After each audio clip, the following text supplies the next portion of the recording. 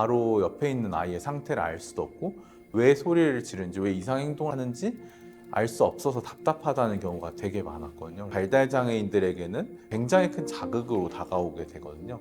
한 가지 소리만 들어도 엄청 크게 들리기도 하고 또 빛을 봤을 때 엄청 이제 눈이 부시고 우리들의 블루스라든지 자폐 변호사 관련된 드라마들도 많이 나오고 있어서 대중들의 관심이 되게 많이 높아지고 있더라고요. 특별하다고 생각하지 않았으면 좋겠어요. 안녕하세요. 저는 주식회사 돌봄드림 대표 김지훈입니다. 저희 돌봄드림은 기술과 데이터로 새로운 돌봄 생태계를 선도하고 있는 비전을 가진 소셜벤처입니다. 공기 주입식 조끼를 통해서 심리적 안정이 필요한 대상들, 돌봄 대상들에게 이런 안정감을 주는 조끼를 만들고 있습니다.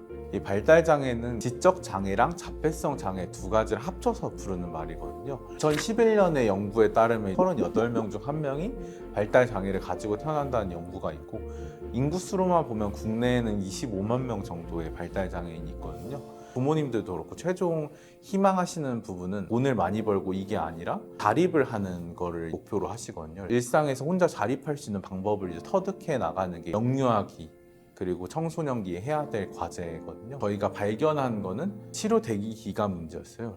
치료를 받기까지 5년까지도 대기를 하고 있더라고요. 아무래도 더 산만하고 주의력이 떨어지다 보니까 1대1로 치료 수업을 희망하시는 부모님들이 많이 계시거든요. 치료사 분들의 수가 아동의 수보다는 적기 때문에 이런 인적 자원에 의존하는 경우가 많다 보니까 이런 치료를 못 받고 있는 현실이 너무 답답하다는 것을 깨달았고 기술 아니면 데이터로 해결할 수 있는 솔루션을 만들면 좋겠다고 판단을 했습니다. 평소에 불안 증세나 이상 행동을 많이 보이는 이유가 어떤 안정감이 없기 때문이고 보통 그럴 경우에 옆에 있는 보호자나 작업치료사분들이 이제 안아주거든요. 심부 압박이라고 하거든요.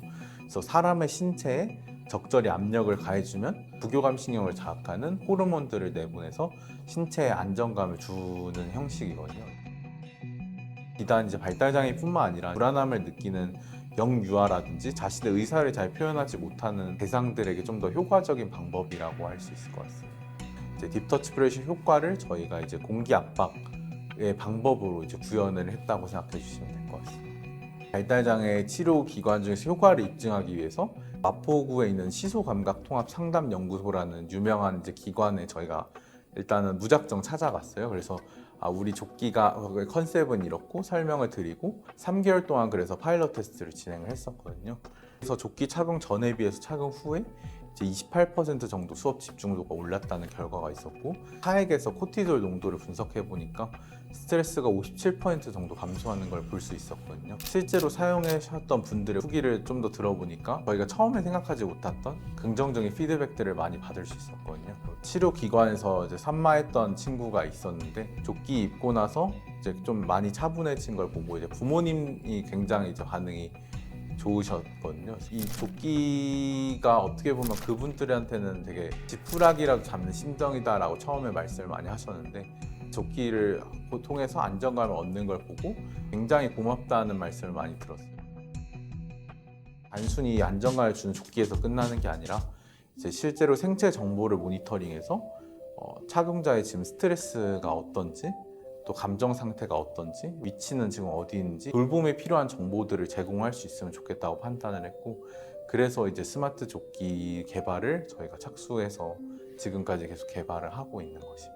발달장애 시장에 있어서 기술적으로 접근하는 기업이 사실 많지는 않았거든요. 지금까지는 왜 이 일을 하고 있는지 생각해보면 저희를 기다리고 있는 분들이 계속 있다는 생각이 들기 때문인 것 같습니다. 발달 장애인들이 이런 문제를 가지고 있다라고 알리는 것도 제가 하고 싶은 부분 중에 하나인데 비장애인으로서 비장애인을 맞닥뜨릴 때 어떤 특별한 생각이 들지 않잖아요.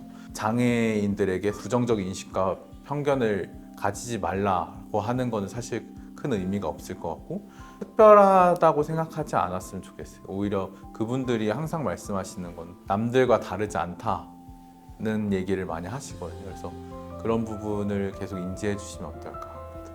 돌봄과 따뜻한 기술의 진국인 김지훈입니다.